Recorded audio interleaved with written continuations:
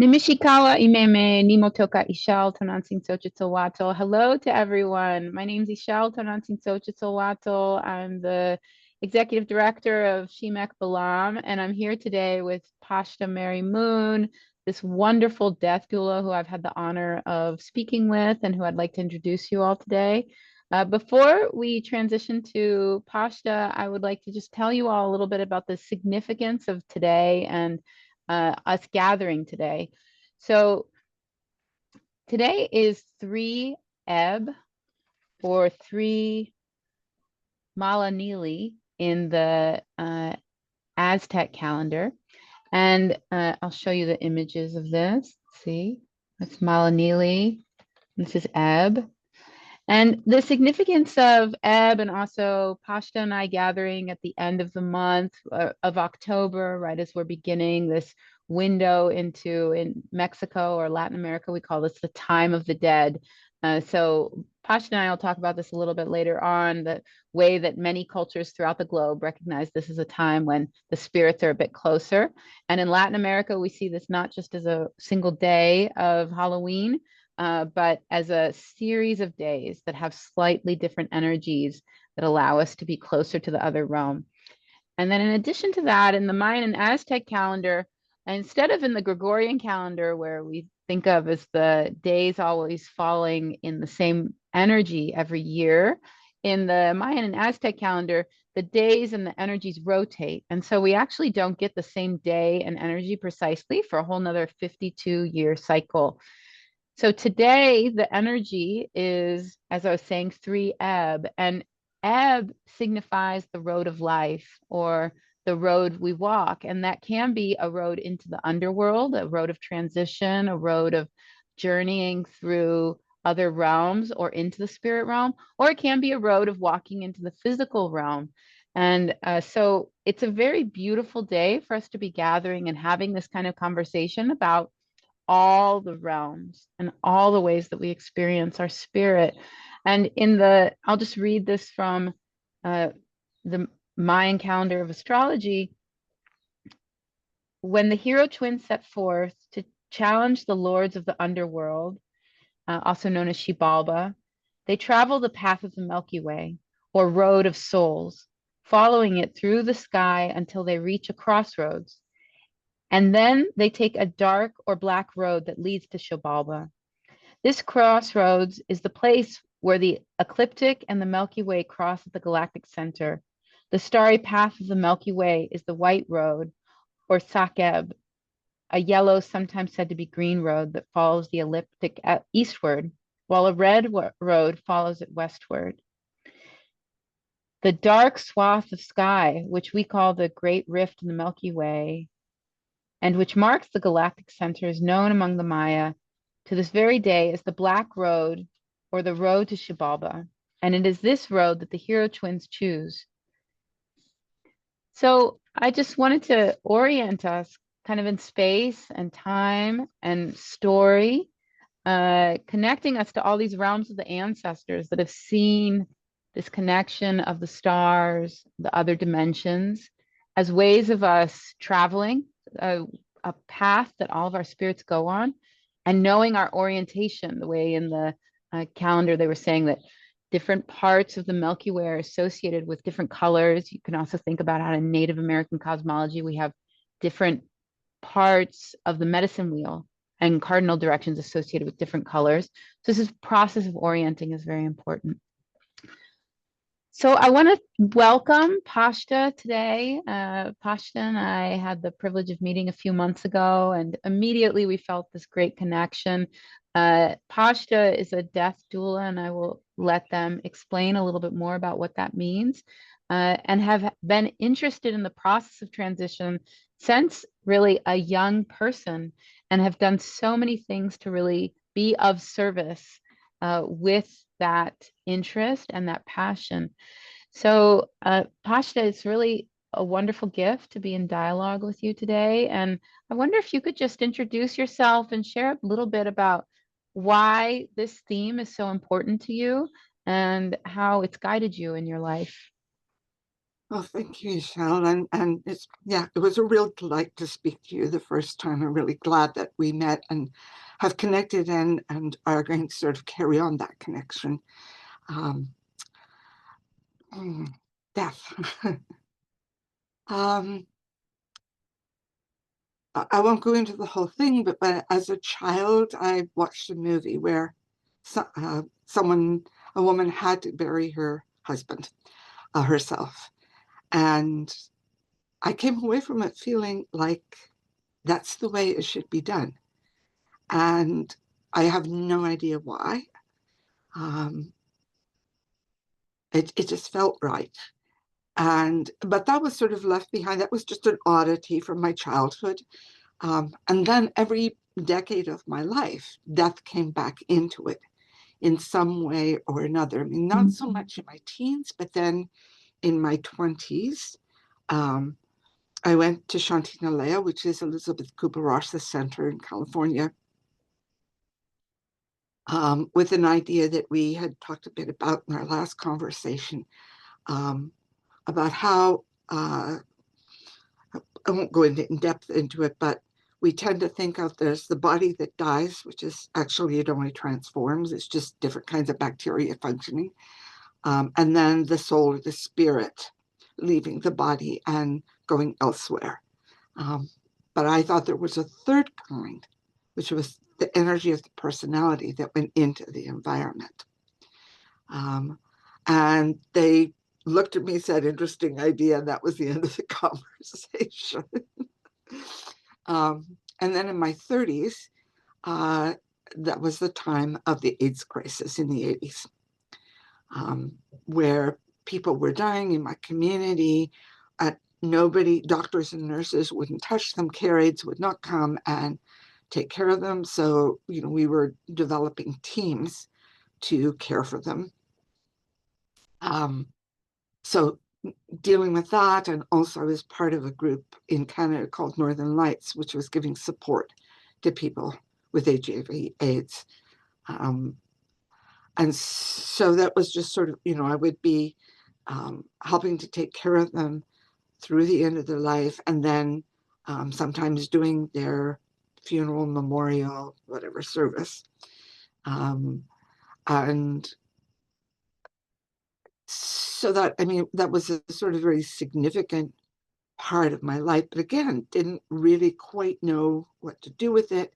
I then, I worked in a variety of things. One was I spent 20 years in chaplaincy, working as a visiting clergy, a Wiccan visiting clergy in federal prisons in Canada, and working mostly with lifers who go through the same process as dying people go through in dealing with their sentence. So that was a really weird sort of noticing that those two are really parallel. Um, and working with people on the renal ward, it was working with this spiritual care department of a hospital, a local hospital, and working on the renal ward where we knew, half of our patients would die. Half of the patients that we were working with would die there in the hospital. And so the experiences of that, of being, it's sort of hard to put a generalized term on it, but sort of being, I guess, what people would often call one of the angels for the people, sort of in-body angels. I'm not claiming to be an angel, but that sort of role with people in their last days um, on that ward. Um, and learning a lot in the process, learning a lot about what's really important to people and how to touch people's hearts, even when they are not all here. Um, and then I and another person developed the first bedside singing program for a hospice unit in Canada. And so we were doing that at the at hospice on a regular basis. And then I came across the concept of a home funeral. And that just made all the sense in the world to me because I'd always felt that there was something missing between caring for the dying and then doing the memorial or funeral. Like there was a hole in there. And it was obvious that to me that home funerals were it. I was able to get in contact with people in the US who were beginning to do this work. And um, since I couldn't go to train with them, they sent me the training manuals. Um, and then that sort of went into developing CINDIA, the Canadian Integrative Network for Death Education and Alternatives, where we provide information on conventional and alternative approaches to death and support and resources right across the country. So Canada-wide, but also for each province. And then out of that, I started training people on how to um, how to do a home funeral, how to support other people who are doing home funerals. So that's where my focus is now. Um, and along the way, having done a number of other things, being a birth coach, so that the comparison between what happens in a birth and what happens in a death, and the kind of parallel between them, and the parallel of what it's like to be part of that process, not just the baby and mother, not just the dying person, but the people who are working with them, um, and just all kinds of various other kinds of things that sort of have fed in. I mean, I sort of feel like I was always destined to end up here.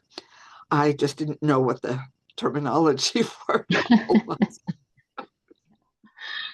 Wow. Thank you so much. I'd love to hear a little bit more about this parallel between what you experienced as a birth doula and a death doula, what you witnessed. Um, well, one thing is that I use singing with both. There's a whole way of singing, and then when mom goes into contractions, toning with her, so that the yelling or the groaning becomes actually a musical note, and it helps take you deeper, and it relieves some of the pain. So doing that, and then I do that also with people who are dying. And one example in hospice was they had given this man 2 or 3 doses of medication to try and get him to stop being so restless, and it wasn't working. And they came to us and said, "Okay, can you guys try? Like we don't know what else to do." And it took us 40 minutes, but we were able to get him into a really peaceful sleep. So and in both cases, you're using music that's very simple. It's more like chants and toning. Um, there's a lot of very, for the most part, passive presence, right? It's very much about being present. And there are things that you do in both cases. If there's a problem, if mom is sweating too much, then you go get cold cloths. If a dying person is you see that they're having a pain at a particular place, you go and ask the nurse if they can get more meds. There's those practical things to do, but most of it is just being there, just being present and being very much in the moment. Um, and there's a sense of profundity about the whole thing, a real sense of sacredness. It's sort of like um, time and space. It's not that it stops, but it kind of goes out of normal time and space. It's liminal. The word liminal means basically out of time and space, um, which is kind of a place you want to be able to go to in meditation or a ritual, but a place that sort of happens kind of almost automatically, especially with the natural birth and a natural dying. In both cases, that yeah, it's not about you know, the minutes and the space are there. Um, and it feels very sacred. Um, and that's something you can't explain. You just have to experience it. Um,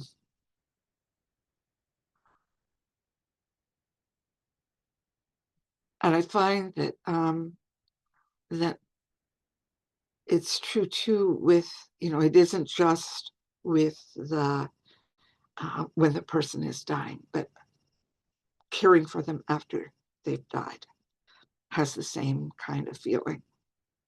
Um, Not quite as strong for me, not quite as strong as a birth, um, but tends to be longer, a longer span. Um,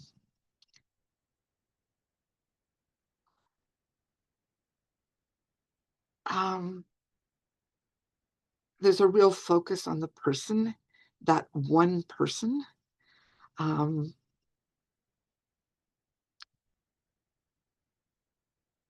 Even more so that, you know, when you're visiting somebody in the hospital, and it's a very different kind of energy. Um, I mean, perhaps not if you are praying over them or, you know, sort of holding space around them. But in, you know, when you're, if they're at all conscious and able to talk, it's kind of a two-way thing. Whereas when in birthing and dying, the focus is so much on that key person. It's not on those of us around us. I mean, not that you're unaware, and you do need to be aware, because in both cases, the kind of energy that should be there can be easily interrupted. You know, it's constantly in with a person who's dying, having to say, "Would you please leave the room?" You're talking in third person about this person who's lying right there, or you're talking about your grocery list and this person is dying. Like, that's not appropriate to do in this space. You know, please go and, you know, do what you need to do in the hallway and come back when you have finished it. Um, so that's true also with a birth. You know, it can be just really um, disturbing and break the energy if people are dealing with mundane things, or they're talking in third person, or they're talking about things that the key person doesn't understand. Um, and Hmm. also very much, you know, it's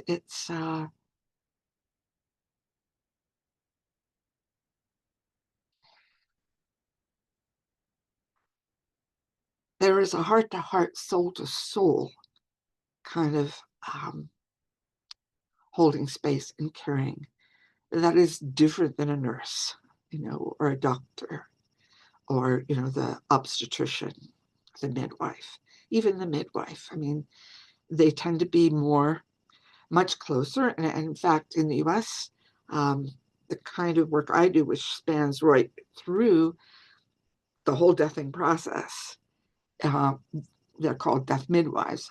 I used that term until I went to court. And I won the first case and lost the appeal with the court, the College of Midwives. But I tend to refer to myself more as a death midwifery practitioner, because I really believe that the principles that we assume from birth midwifery are the same principles that we apply to how we deal with deathing. Wow, that is beautiful. And it reminds me of something that we talked about a little bit in our previous conversations, just how important that moment of transition is and how important it is the energy of transition. And it sounds to me almost like the primary work that you're doing is to set and be a guardian of the energy, like to be a guardian of the space, whether it's welcoming in life, or it's almost like you're working in both realms. The way you describe the liminal space, it's almost like you're in whatever that other realm is with the person, kind of stewarding the path, opening the door, uh, kind of protecting it as an energy field for the good, the good transformation. Does that, how does Yeah, that land with you? yeah, Yeah. very much so. It is about protecting. It is about um, I often describe when I'm singing to a person who's dying, I I describe it as sort of like I'm trying to create kind of a canoe or a boat um, that they can then steer where they need to go. So like I will chant to them, I'll chant the words through a couple of times to give them an idea of what the chant is actually about. But then I'm going to humming and I will let them take it wherever is useful for them. And sometimes I will the same chant for 40 minutes. If my sense is that the person is still what I call journeying with it, um, that I can see that there's something going on inside of them, and then it's continuous, and uh, again, it's really hard to describe how you know those things, and not that I catch all of them. I certainly don't, but you begin to have a sense of when somebody's finished with something and it's time to move on to something else, or they need to just carry on. Um, yeah, so Yeah. it is about the sort of journeying, and the mother is going through a journey as well. The child is the one that's doing the more obvious journey as it goes through, the whole vaginal cavity and etc. But the mother's going through a journey too, and if she's well supported, it can be really positive, even though she may be in a lot of pain. We don't just get rid of all of it unless you have an epidural. Um, but she's going through a process too, and she's very much liminal. She is in the moment, and nothing else exists. Yeah. Can you share more about the singing and the chants that you do and how you came about them and how how they evolve? It reminds me a bit of when I'm doing meditation or uh, working in ceremony. I'll similarly feel very called to repeat one song for a very long time, and I'll just kind of stay with that frequency for a very long time. And a lot of what's come through for me in studies is just how important vibration is and how important it is in either using our own voice or setting the field uh, for a container. So I would just love for you to expand however you would like on this theme of your singing. Um, I think the word vibration is right on, that it is about vibration. It's certainly true that sound is the last sensation to go. Um, and music touches a person's mind in a very different way than words do. Um, there was one woman who I was singing to as she was progressing towards her death. She had vascular dementia and she could not speak English at all. I could kind of figure out from her intonation what it was that she was wanting, with the help of her gestures, but um, she could not speak English at all, but sing a song that she knew, and the words came out perfectly. It's just this music has this connection that spoken language does not have, and it goes very, very deep. Um, and um, for me, it started, I was in a choir that is mostly sang um, spiritual type related songs. And a lot of us were older people, sort of average age was like 65, 70 of the group. And so, of course, we were having people die on a fairly regular basis. And I went to our choir mistress and said, this doesn't really make sense to us that we have members who are totally committed to this choir because they love music, but the choir isn't going to them and supporting them through this process that they're dealing with. And she said, oh, someone else mentioned that to me. So I got in contact with her, and was sort of, her husband described it as a shotgun marriage, because when we decided to work together, it just sort of took over our worlds. Um, so there was chants that we already knew from the choir, chants I'd known from my Wiccan practices that are appropriate to deathing work. Um, there was a group that had formed before for us in the US called Threshold Choir that we had got some of their songs. As I said, they're mostly very short. There's even ones where, like, I've rewritten them because something about them, these are the music, or maybe the first verse or something is really appropriate to the deathing process. And so, yeah, just collecting them and uh, teaching people how to sing them, because it isn't like sitting in a choir singing. You're really singing directly to that person.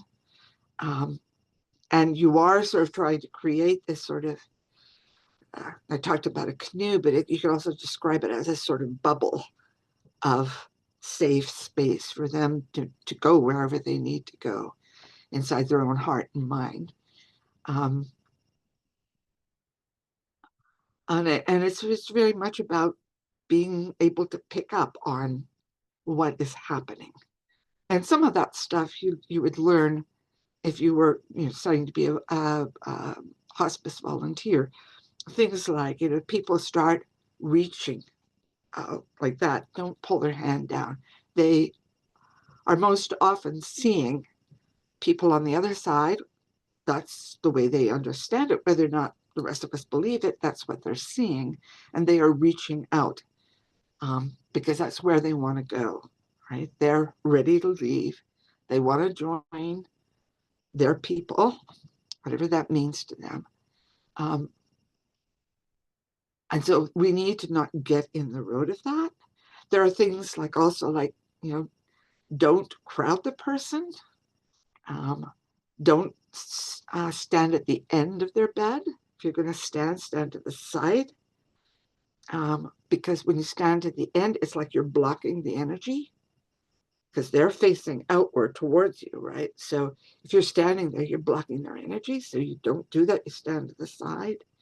It's just like all little bits and pieces of things like that, that over time, and it was sort of this woman and I were working on it.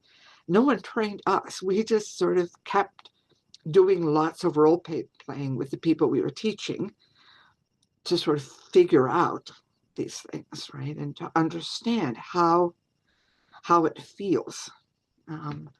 And then, testing that out on with the people who are actually deathing, does that really work? Does that make a difference? And like, never have more than two people. There have been cases when we've had more than two people when the person was awake and wanted to hear some singing, right? But when they were actually in the deathing process, you need to not have too many people, because that starts to be a crowd and it takes over the energy, right?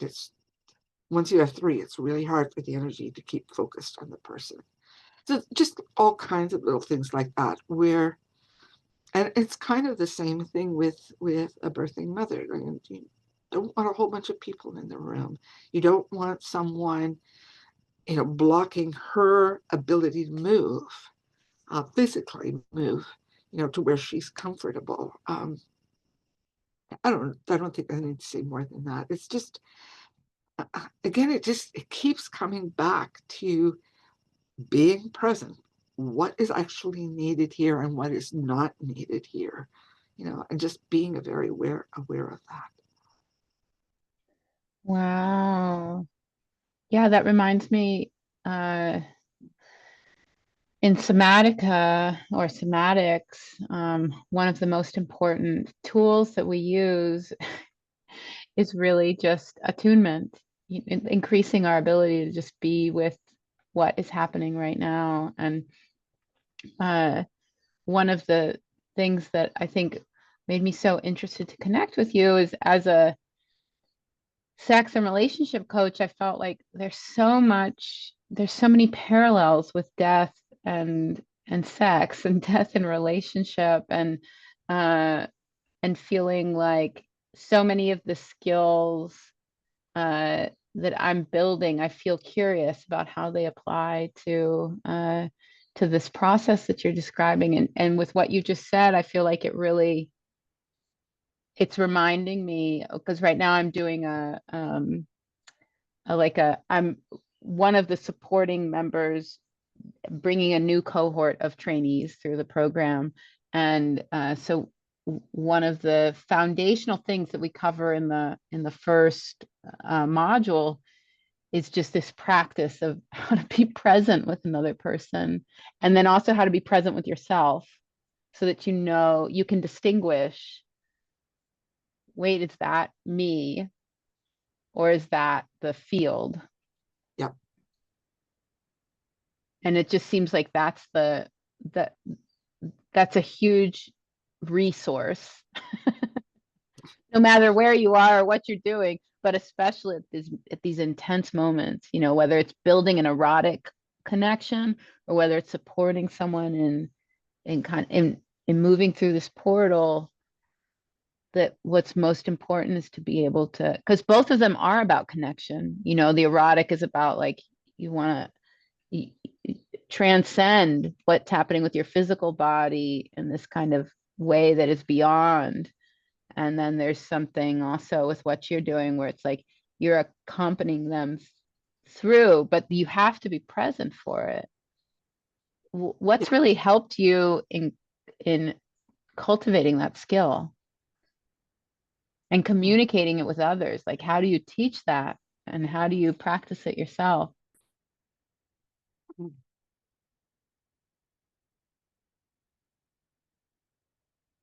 Well, I'm also a Quaker, so I'm very used to silence and, and being, spending, an hour of just being in silence and listening to myself, listening to the spirit within. Um, how else do you develop it? I mean, for me, it's been so much just on the job training. I mean, I don't like the word job, but in the service training, that you just keep picking things up as you realize, wait a minute, that's me, that's not them, or um, I would have thought this, but that doesn't seem to be where the energy is. Um,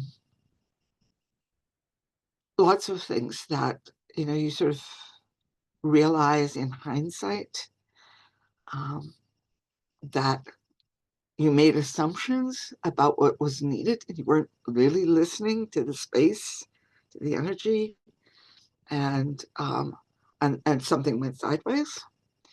Um, I don't know if there is. I mean, meditation, sitting in silence. I mean, all of those things help to develop it. Um, I mean, one thing that's sort of not very profound, but one of the things I did when we were training the bedside singers was get them to walk in rhythm with the music and try to be in rhythm with themselves, right? And it's amazing how hard that is for most people, who aren't musically trained, to actually feel the rhythm. And then that's just one way of sort of being really present, with the energy of the music in this case, right? So there's little tricks like that that can really help. Um,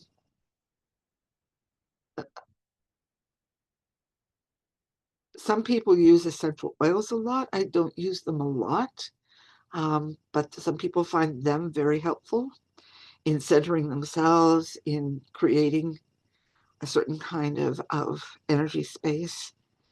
Um, I mean, there's a variety of things that are really Yeah. basic, go into liminal space. I'm not even call it ritual, I call it go into liminal space things, candles, darkened room, um, quiet, silence, soft, very, very soft music, all of What those. I hear from you is like it's a connection to the senses and a connection to the body, like whether it's the walking or the smelling or the changing of the lights. That does that land? What do you think of? Yes, I think that is true. Um, I mean, we're always dealing with our senses in some way or another, but um, I think doing these kinds of things, changing the light, um, going into rhythm, all of those things connect you in a different way than eating, or, I mean, unless you're meditatively eating, but, That's uh, true. That's a really important distinction. Yeah. yeah. I mean, it's doing the mundane tasks, sitting here on this seat, all the sensations that we normally just ignore, but they're there, right?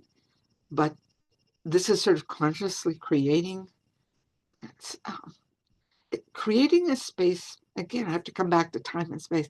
Creating a space where time and space are not really the factors. Yeah. It reminds me of in the in the Mayan calendar, there's a day that symbolizes death. And I've been taught that usually in Western culture, we think of death as something scary or negative, but the Mayan think of it as the moment that's associated with, oops, great, that too. The moment that's associated with the now, because you can only die in the now. And so there's this way in Mayan cosmology where it's like death is now and death is rebirth. And the only way that time exists is in the now. And so it's like this vessel that I think about when you talk, that's kind of like almost like this axis mundi, this like beyond the future, beyond the past, is this now that kind of extends or expands like a portal.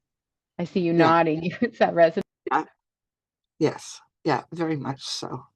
Yeah, and Yeah, it, again, it's sort of like, again, it's kind of like that bubble that kind of separates you slightly, yeah. rest of the mundane world around you.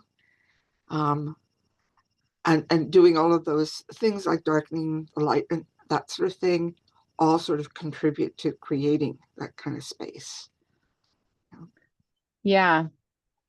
There's one more thing I wanted to return to is this vibration that we were talking about. And it reminds me of when I was studying in Nepal uh, with Tibetan Buddhists.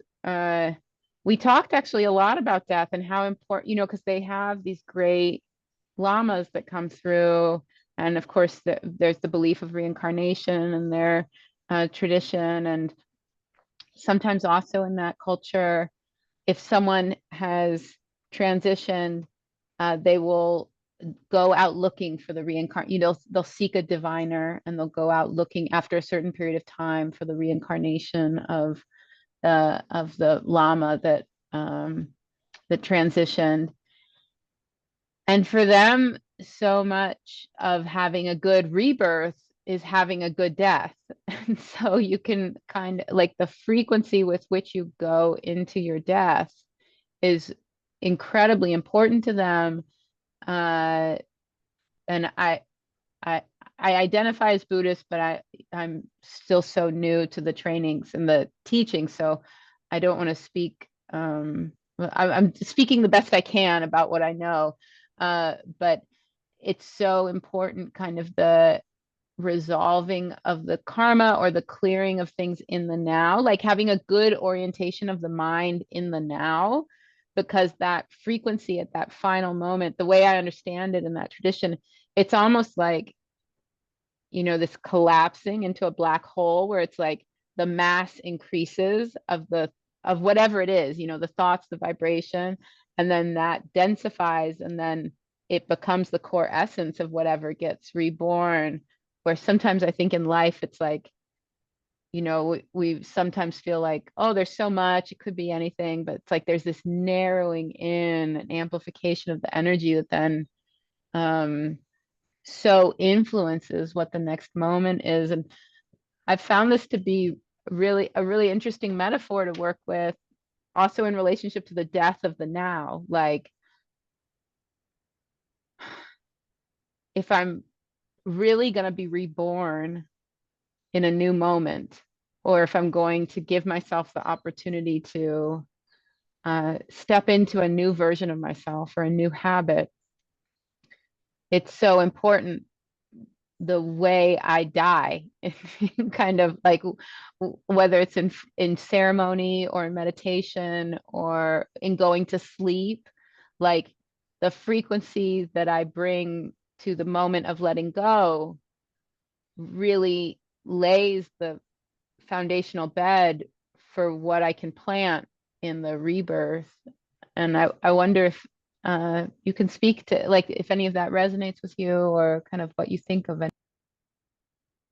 Well, the first thought that I had was, because of my age, I mean, my life has changed radically throughout my life.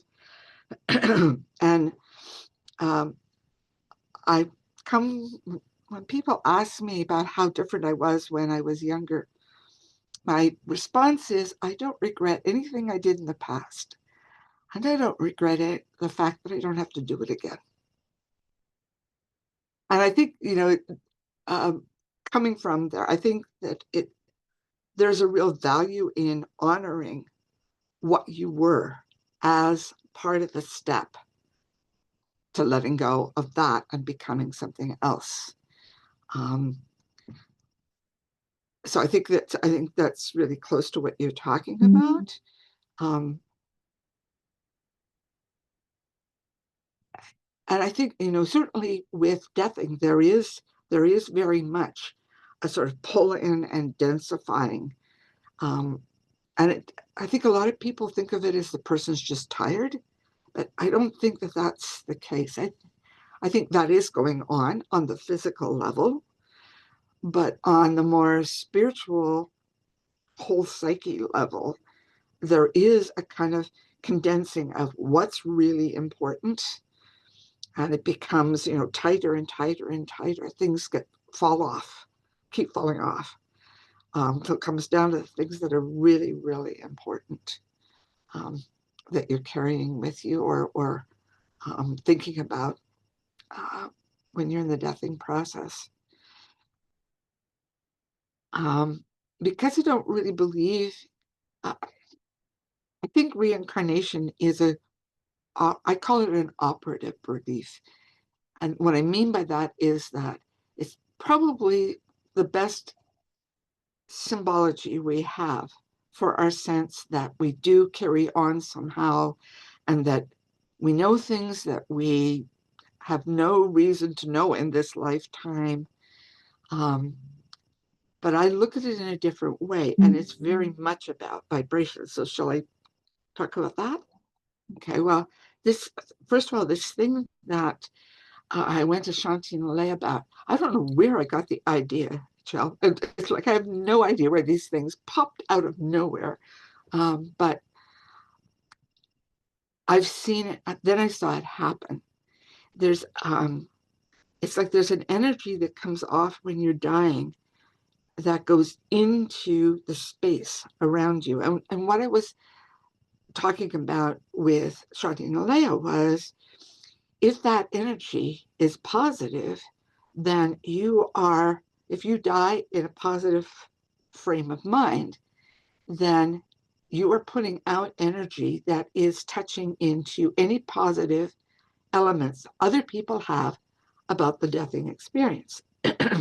Likewise, if you die and it's a really negative, bad thing, a horrible experience, I won't say bad, it's a judgment call, but a horrible experience, then you're putting out energy that taps into other people's fear about deathing. Right. So what I was trying to say is if we were able to help people die in a way that's much more positive, and much more resolving of karmic stuff, and that's whatever needs to happen, that would, infuse into the environment. And of course, it will take millions and millions of people for it to actually change the world, but it will eventually change the energy around deathing. And how, so we keep talking about how we look at death is also how we look at life. It has lots of inferences. You can't disconnect the two, right? So the more that we can find even positive, I don't like the word because that tends to mean good. Creative, healing, affirming, whatever those other words would be. The more we are with life on that, the more we are with death. The more we are with death, the more life, right? So they're connected. They're directly connected. Anyways, so in the long term, we could do a lot of change around how people approach deathing, which is what you want to do, Shanti and Leah, by just paying attention and supporting people to put out this energy, right? Well, they weren't into energy work, so they kind of went, neat idea, but don't know what to do with it. But then I've watched, people who are dying quite often, and sometimes they die really, really slowly, and so it doesn't happen.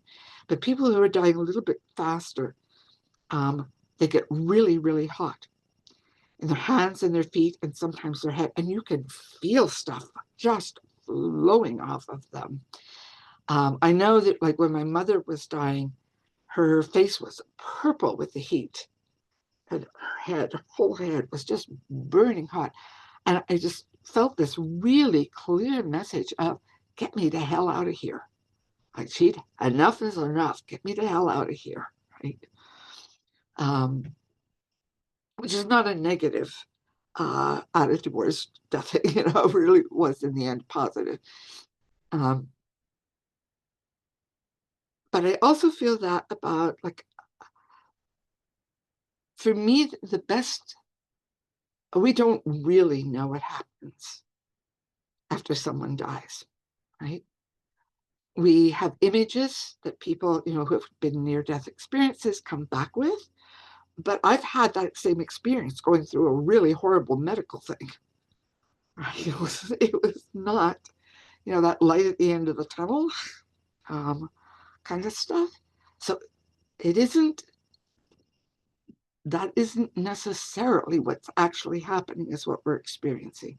And we do know that the brain goes on functioning after you die. It doesn't stop immediately. Like the heart stops, but the brain doesn't. So the brain is doing its thing in reaction to the fact that the heart is no longer pumping blood and sending oxygen to the brain, right? But it's still doing. So there's all kinds of imagery that could come out of that, near death or actual death and being brought back. It isn't necessarily what's real, it's what the brain is experiencing. Okay, I'm going off topic, I think, here, but my sense is based on a biochemist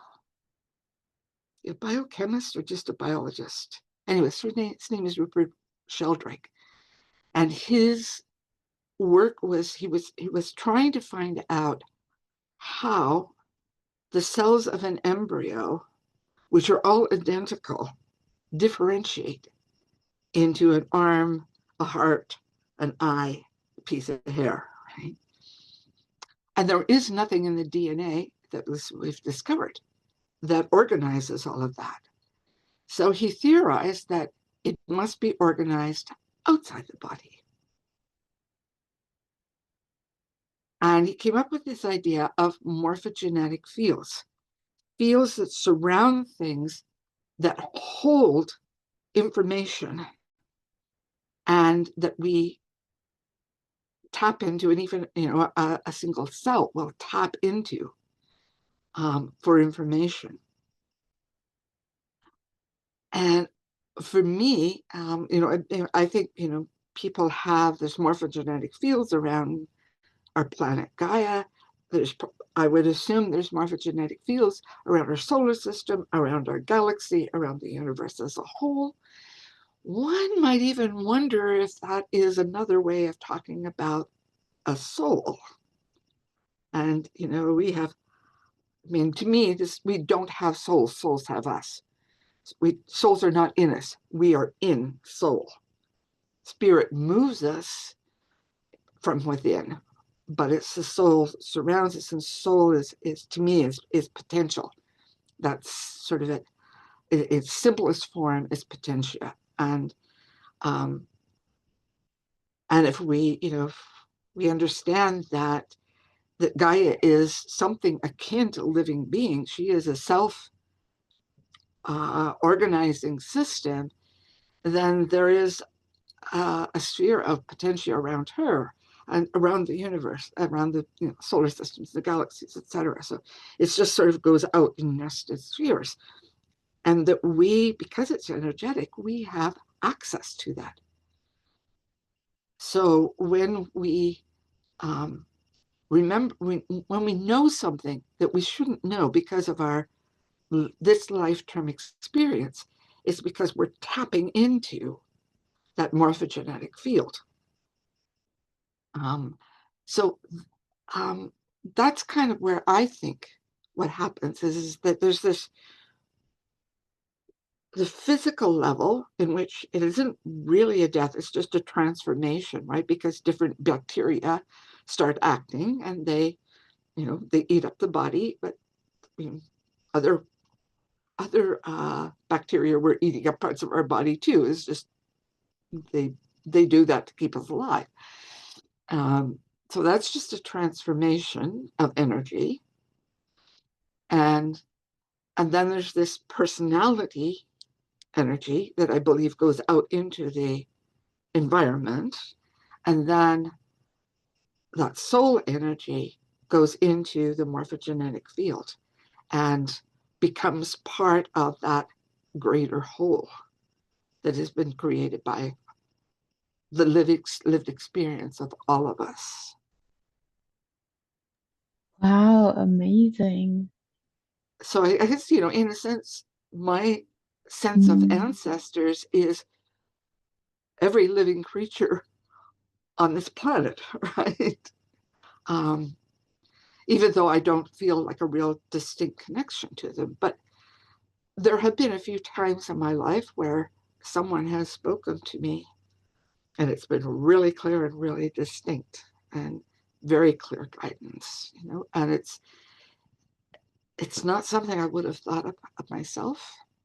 Um, and I don't hold it as that's another being, but whatever is coming to me, the information that's coming to me is using voice as a way of reaching me, of connecting with me, and sharing that knowledge.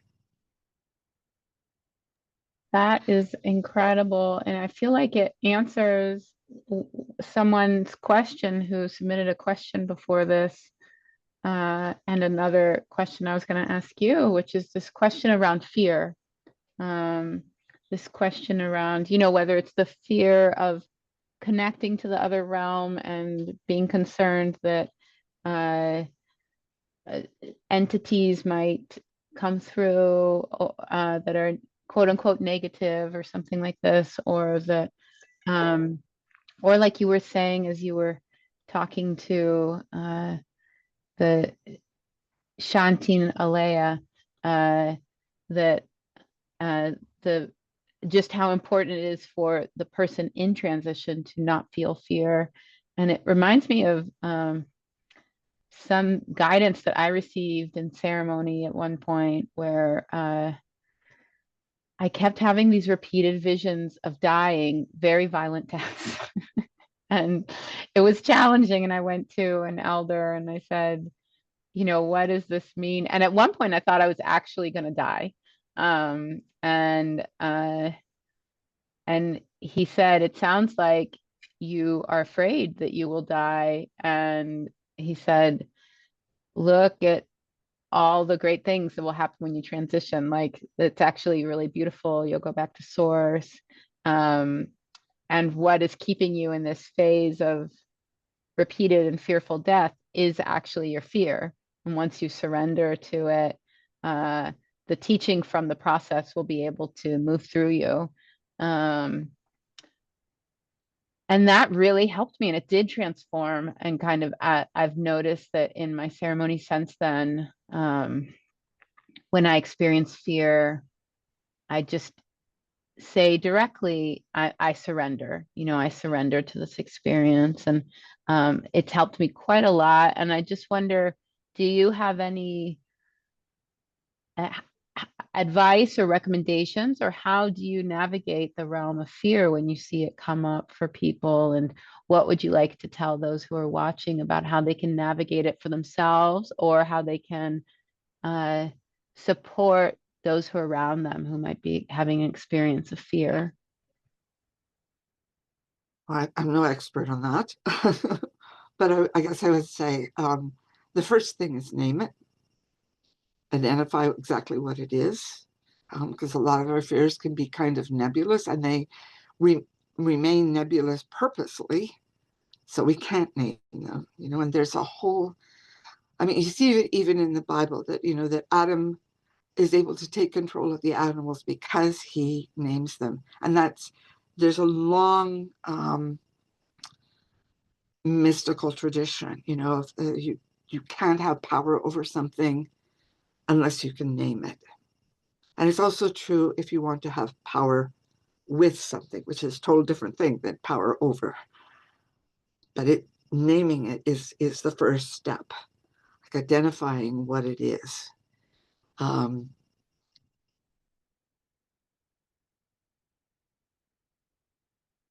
and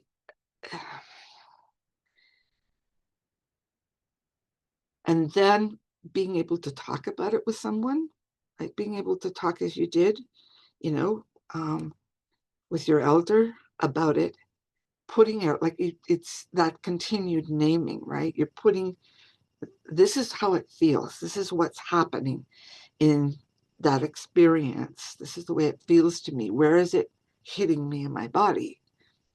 You know, that can be a clue as to where it's coming from, right? Um, and sort of trying to figure out where that is coming from. And you can't always do that. Sometimes it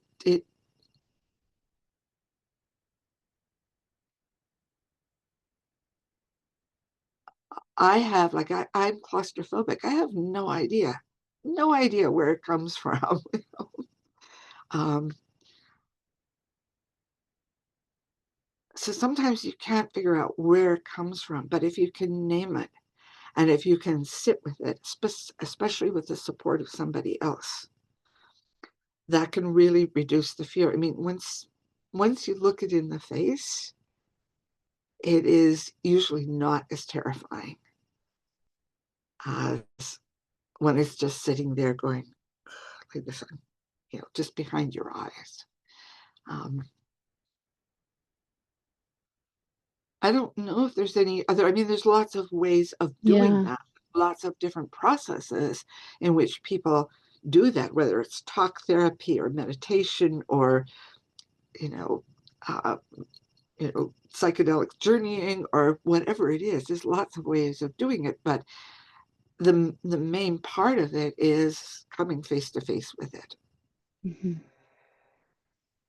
Yeah, you remind me of something I heard an elder say, that there's nothing to be afraid of because it's just another reflection of you. So anytime you have a fear, to just witness it as an opportunity to see ourselves through another dimension. Um, I would love to bring us to a close, and I don't know, this isn't something we talked about before, but it's an invitation in real time.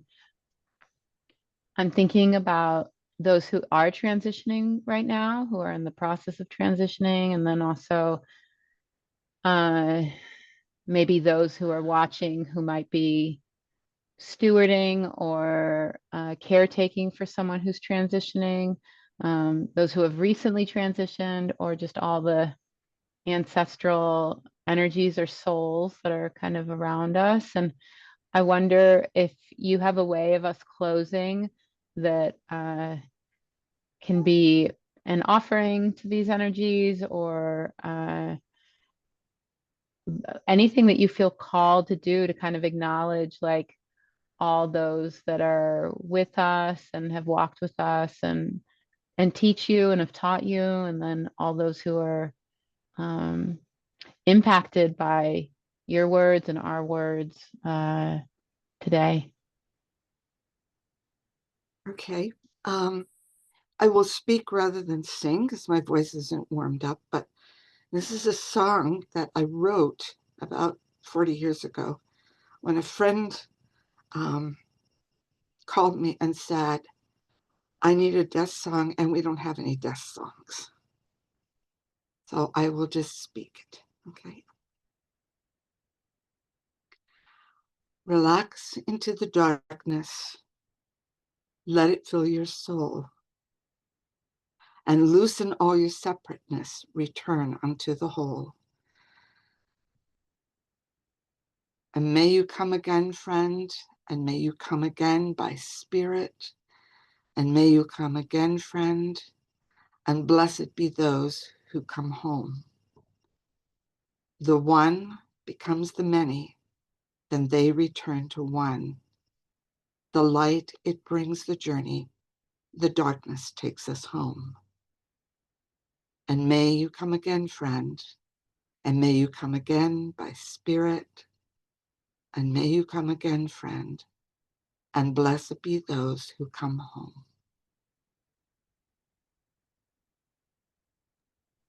Wow. Wow. That's beautiful. Thank you. Thank you. Wonderful discussion, and really appreciate all the questions that you asked, Joe. Yeah. Yeah. Yeah, it's really an honor to sit with you and get to know you and hear about all the incredible work you're doing in all the cosmos. The way that before we started recording today, you talked about this idea of cosmatica and like being part of the whole universe. And I really see I really see that in the way that you're working and what you're doing. So what a privilege to cross paths. I'm utterly delighted, and it is a privilege back, and I think it was ordained. Yeah. We were, or you know, synchronicity is working here, Yeah. Yeah. Yeah. and it's So been I'll one. close our recording, and you and I can stay on and chat a bit more. And thank you to all who are watching, and may what came through today benefit you and all the ways that you all are working in the world, and all the ways that you all are transforming and being of service to put out your positive frequencies to impact this planet and this universe. Blessed be.